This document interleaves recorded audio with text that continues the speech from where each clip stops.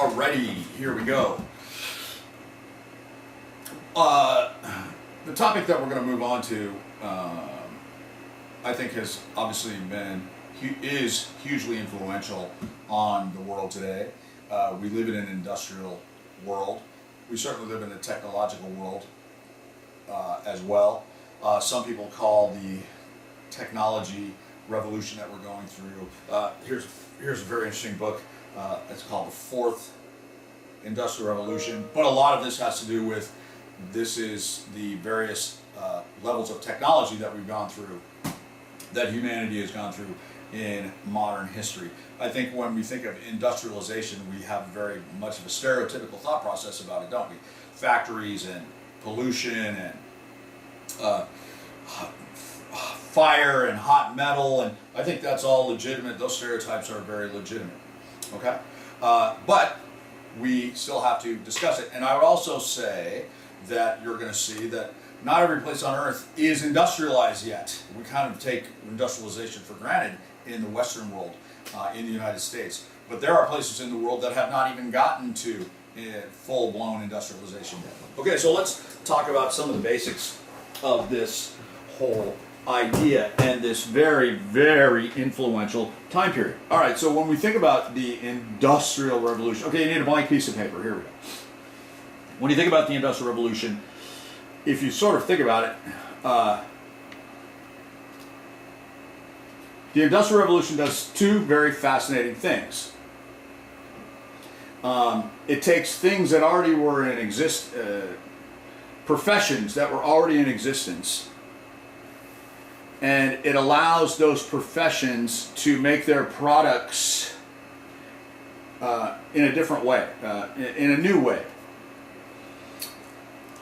Likewise, the Industrial Revolution allows people to make brand new things that otherwise nobody would have ever thought of. And I suppose that's why we call it a revolution, because it's new.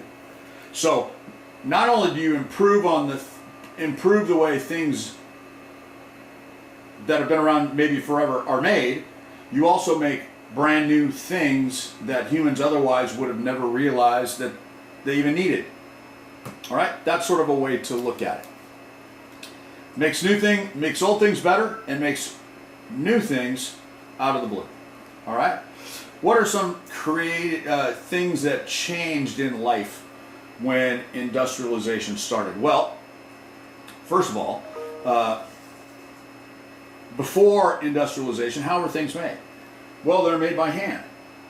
All right, and look, there's going to be, I think there's an element of pluses and minuses here, no matter what. Some would say this is good, some would say this is bad. Some would say this is great, some would say this is disaster. Because what is obviously the change that industrialization allows? Well, go back to the stereotype aspect of it, and you think of factory production, and factories are full of machines that produce things. All right, now look, this is a perfect example of an argument about the positivity of industrialization. Some would argue that, well, something made by hand is much better made. Okay, it may be.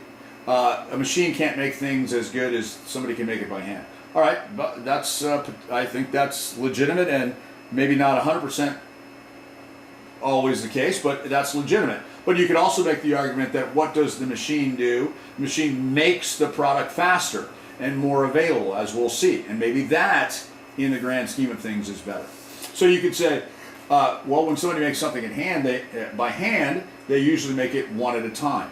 Okay, and that, again, somebody would say, well, that's good, because obviously that particular product is well crafted because that producer spent so much time on it. Well, you could also say, well, what does industrialization do? Well, we switch to mass production.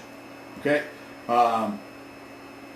Things are made, many of them are made at a time. Now someone would say, well, a mass-produced thing can't be of high quality. Well, I guess I would say you could make the argument that a mass-produced thing makes things more available. Somebody who produces one thing, it's not available to very many people, is it?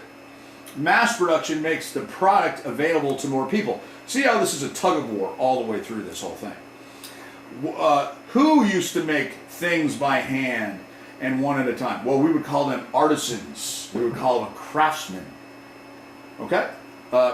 Somebody who has gone through a profession to learn how to make the thing. And I think that is exactly true. When we get into industrialization, though, we can see that there are unskilled laborers making things. There are unskilled laborers that are in charge of the mass production. The unskilled laborer has one widget to put onto the product, and that's their only thing. It doesn't take much brains or time or anything like that to put a widget down, whatever a widget is. All right, maybe you recall when we did the box arrow box back in World History Days, I drew this thing. I drew it for the students that are juniors right now. Maybe you recall this. So this is my river, and I was making a point about irrigation here when I did this originally. And these are, do you remember this, everybody? These are farms, okay, next to the river. And I said, okay, this is me, and this guy's really important to me and has power over me because he controls my irrigation water.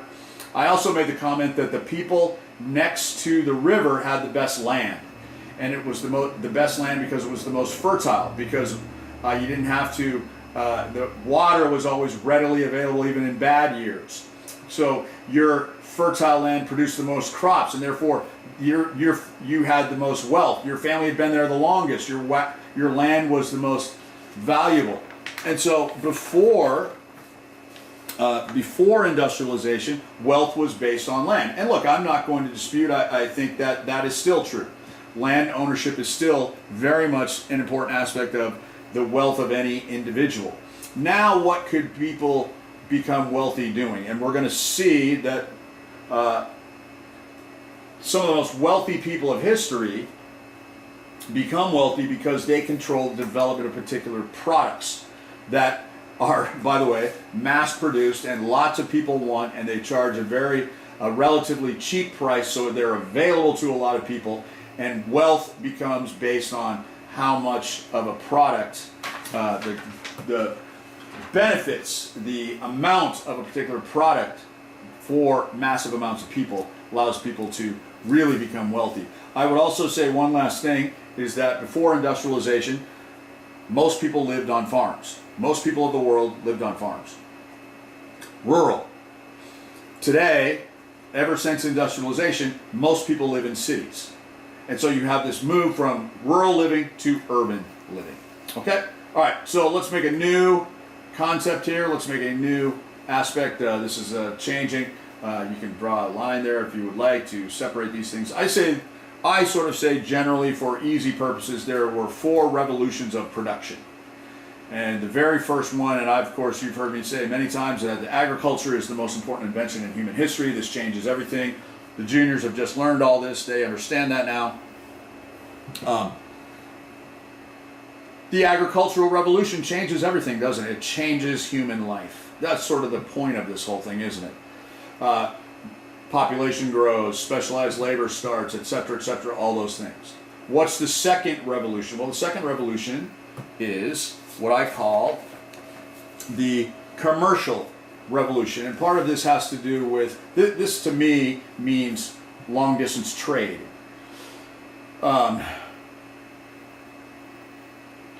As humans moved from rivers to coastlines, what did they do? They ventured out. And there's always been venturers and adventurers and travelers. But then there started to be long distance traders. Okay, so now how does trade become revolutionary? Well, because certain products that were unavailable in a place are now available in another place. This could change the life of people when they're exposed to these new products. So the commercial revolution. I say that the Industrial Revolution is the third one, and for some of the reasons we've talked about, I've already talked about up here, how life changes. And I sort of just say that, even though I showed you that book earlier, I sort of say that the fourth evolution, and look, I think there's a legitimate argument to be made that the technology world we live in today is a result of industrialization. Okay, fine. I think that's a legitimate thing to say. But we'll call the fourth revolution the technology revolution. And certainly I think you can all relate to that, as technology certainly has changed human life in many ways, and many of them positively. Okay, all right, so here we go. Draw another line. Let's make another point. What does a nation need to industrialize? Okay, so again, I want you to think about the stereotypical thing you think of when you think of an industrialized place, a city that's got factories, it's crowded, the factories have smokestacks, okay? There's a lot of molten fire making some sort of metal. Okay, just that's sort of our stereotype. So I mean, what if a nation says we're going to go in this direction, we're going to become an industrialized nation, what do they have to have? Well, I would sort of argue first and foremost they need natural resources, don't they? You need it. Look, what I'm talking about mostly here is metal.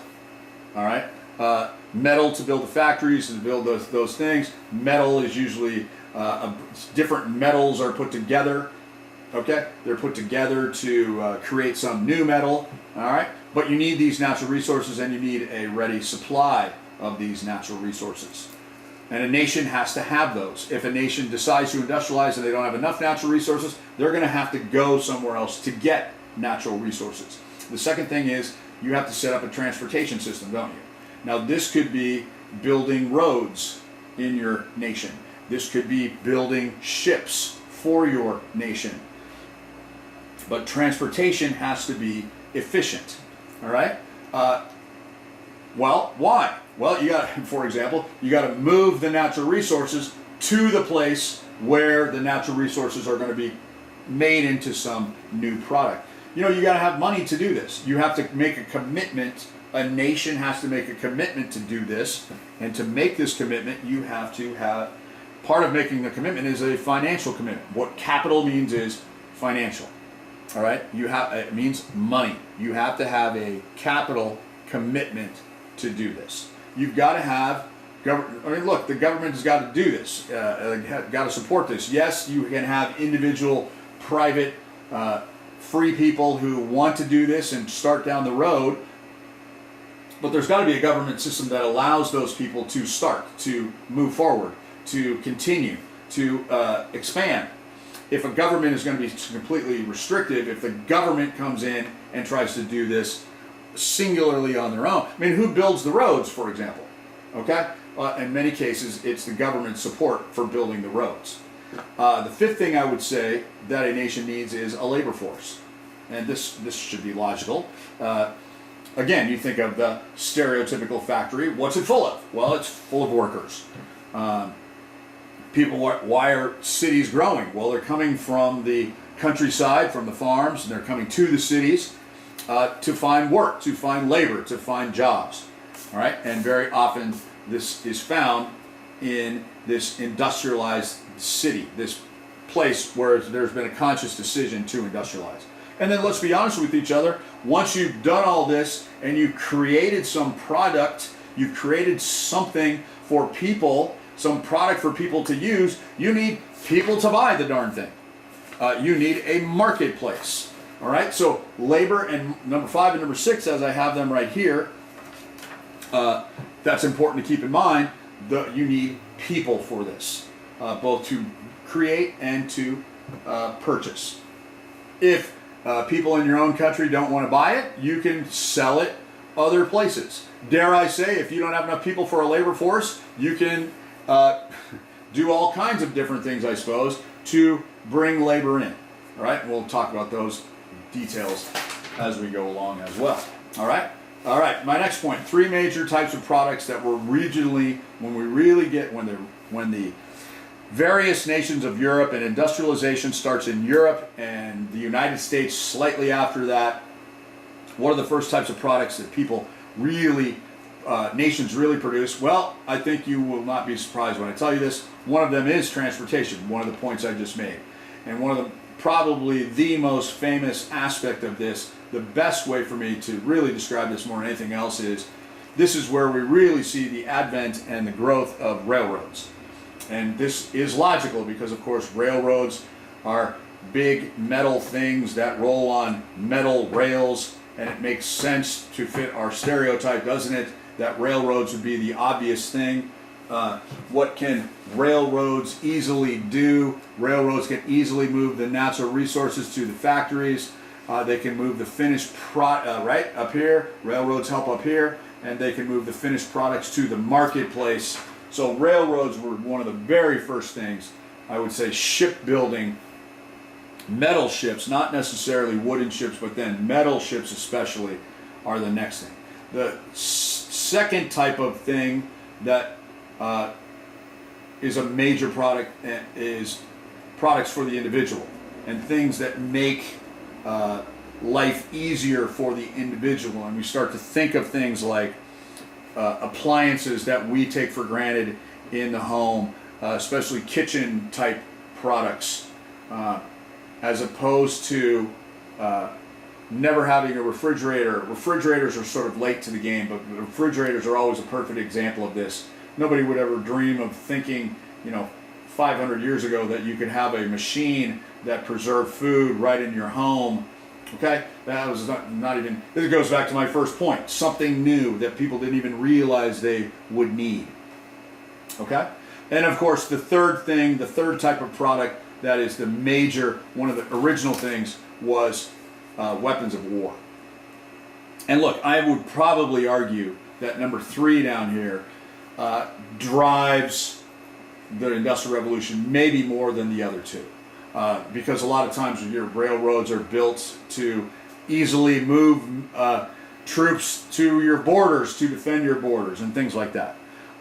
We're going to see that industrialization improves products. And you can, look, railroads got better as the Industrial Revolution moved along, didn't it? Refrigerators got better. Well, guess what else got better? Guns. Weapons got better, and they got better real fast. And that's another thing that the Industrial Revolution does, is the improvement in products moves very quickly with industrialization. And because of the production of weapons, we're going to see conflicts. We're going to see a lot of different conflicts happen that will be of world history in nature, worldwide conflicts, small conflicts that have greater influence on world affairs. Okay, and so there are 3 types of conflicts that the Industrial Revolution is going to create. And one of them is going to be when industrialized nations take on non-industrialized people. Now, what this really is I'd probably say a better way maybe to put this is Europeans versus everybody else. Because the first continent of nations that really industrialized was Europe. The United States is sort of up in there, but really this is Europeans versus native people around the world. Even long before Europeans are really sort of industrializing even before the United States is formed, to a degree, you could argue. All right, so now what's my best example? There's lots of examples of this, and this will be the brief video that I will show you. There was a famous event that occurred in 1879. All right, and this happened in South Africa, and the British were in South Africa trying to establish themselves as a colonial power, a European power in Africa, and South Africa was one of these places that had excellent weather and you could do some agriculture down there, and so the British were there, and the mission station was a Protestant missionary area, and basically the most dominant African native tribe of the area was called the Zulus. And so the Zulus, while many African tribes submitted, even allied with the British, the Zulus did not. The Zulus said, we're fighting it out.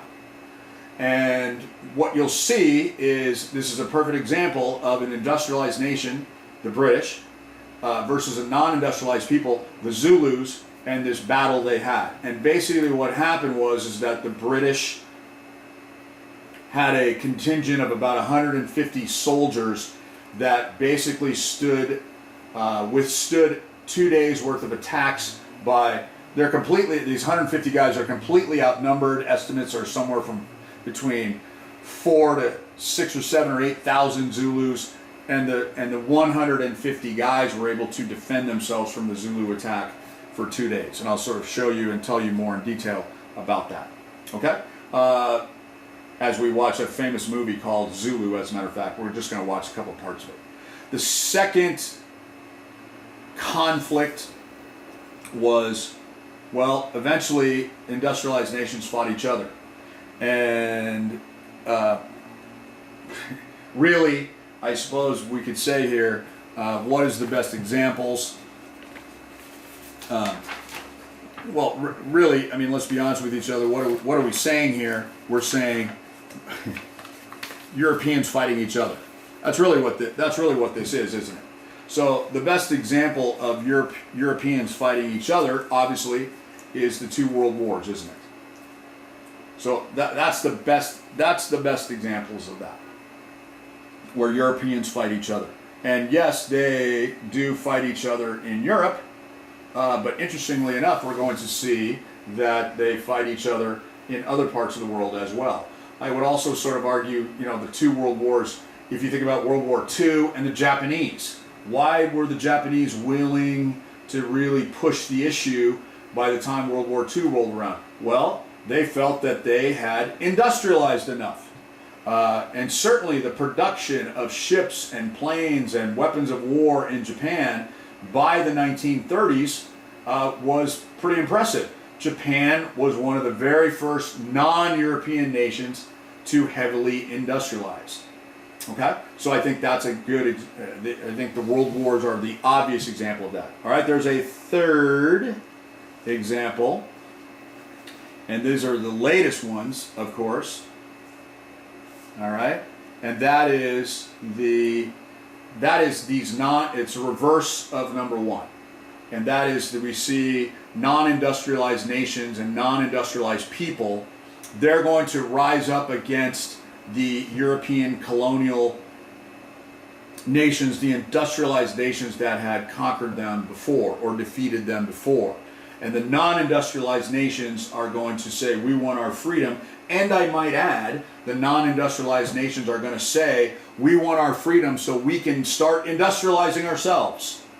Because most of the times when the Europeans would come in to some places, they would not necessarily start industry in big amounts in the conquered place, because they wanted those people to sort of stay behind. They were easier to control that way. When these people, these native groups, most of the time, when they fought for freedom or when they tried to get freedom or they went through the process of being freed by the European industrialized nation, much of it had to do with, they were saying, we want to industrialize ourselves. We want to get into the modern world, and you Europeans are holding us back.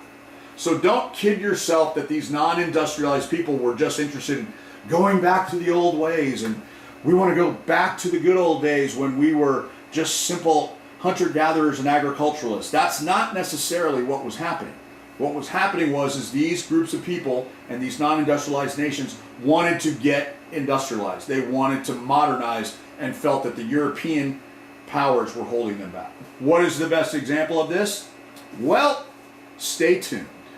Okay, stay tuned and pay close attention, and I would bet that you will be able to figure it out as time goes along. Okay? All right, so there you go. There you have it. There's our introduction to the Industrial Revolution. I hope you enjoyed that conversation. I think, again, a lot of stuff that probably makes a lot of sense to you. Oh, yeah, that's obvious. Okay, that totally makes sense. A lot of stuff like that. All right, everybody, see you next time. Aloha.